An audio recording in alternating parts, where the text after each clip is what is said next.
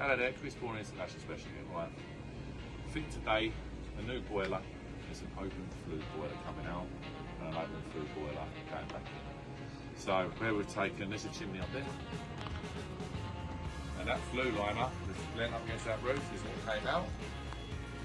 That goes all the way down, so we've got the new one here, condensing boiler specifically, and that will go all the way back down the chimney. The problem we've got is we've lost our secondary flue in.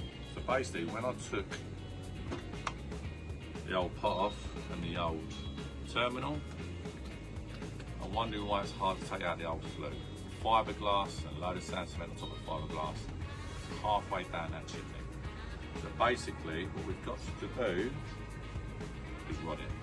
Can't put that flue back down. Don't want nothing getting caught up in flue, so we've completely taped up one end of the flue so nothing can get clogged up in there. I'm going to rod down that chimney with a few metre extensions on my rods, and give it all that fiberglass, all that sand cement, so we've got a nice clear chimney ready to install into the boiler. So always make sure, really important, conventional flue, always make sure your chimney's clear.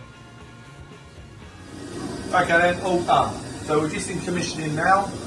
Boiler's there. We've put it up high because it's been known to flood in the past. There shouldn't be hasn't been any problems over the last few months, but customer requested we put it up nice and high, so it's nice and high there. Conventional flue, 100mm with the flue line going up to the chimney up there. So that's all done, nice and rigid, all proper. So we're in commissioning, changed the pump, changed the zone valves, and looking very, very good. So the chimney's all done, all been topped, terminal up there, all the sand cement, as I showed in the last video. And there you go. Another install.